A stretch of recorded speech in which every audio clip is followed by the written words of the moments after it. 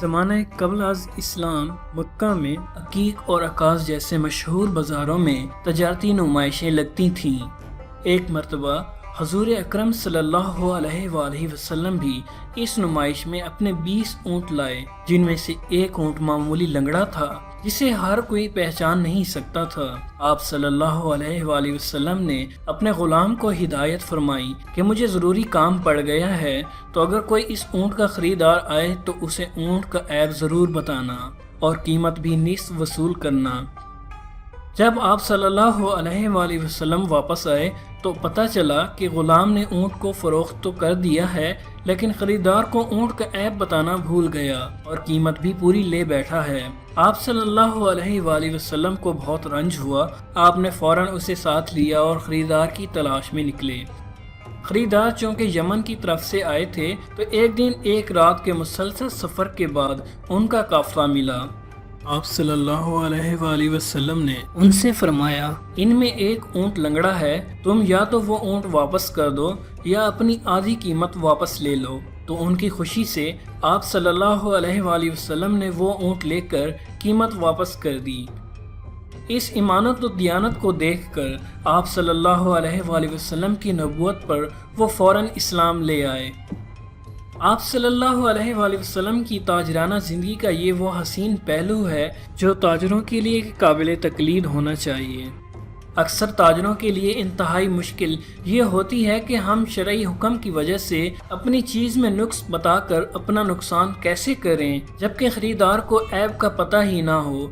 اس کے حل کے لیے اللہ کے نبی صلی اللہ علیہ وآلہ وسلم نے ایمان کے کمال اور آخرت کے محاسبے پر زور دیا اور اپنے عمل سے مال کی اہمیت کو گھٹایا۔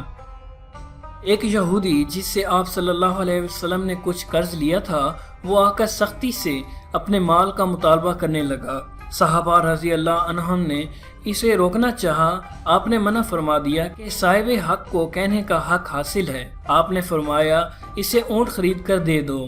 صحابہ واپس آ کر کہنے لگے، یا رسول اللہ، اس کے اونٹ جیسا اونٹ تو نہیں مل رہا، اس سے اچھا مل رہا ہے۔ آپ صلی اللہ علیہ وآلہ وسلم نے فرمایا، وہی اسے خرید کر دے دو، اور فرمایا، تم میں سے بہترین وہی ہے جو ادائیگی میں اچھا ہو۔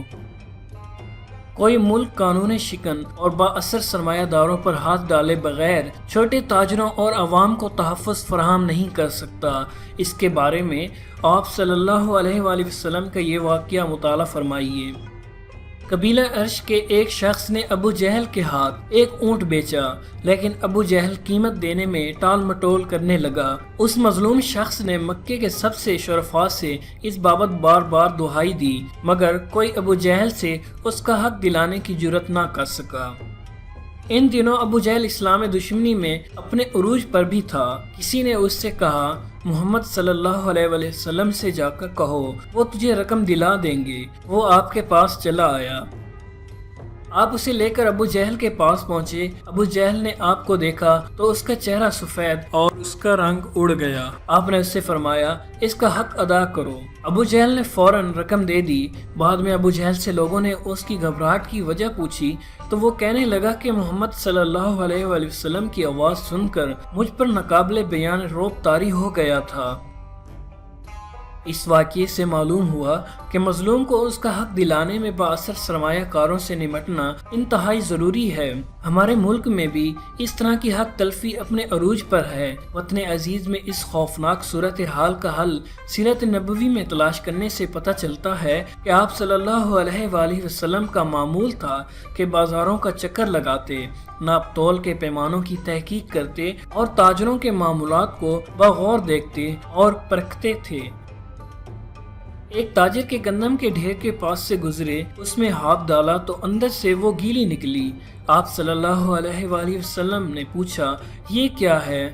اس نے کہا، بارش کی وجہ سے ایسا ہو گیا ہے۔ آپ نے فرمایا، گیلی گندم اوپر رکھو تاکہ خریدار کو پتہ چلے۔ پھر فرمایا، یاد رکھو، جس نے دھوکہ اور فریب سے کام لیا تو اس کا مجھ سے کوئی تعلق نہیں۔ دو لوگوں کو وزن کرتے ہوئے دیکھا تو فرمایا، تولو اور جھکتا ہوا تولو۔ تو یہ ہے چیکنگ اور فوری احکامات دینے کا مؤثر، منظم اور مربوط نظام۔ جس کی بدولت ایک ملک ترقی کی راہ پر گامزن ہو سکتا ہے۔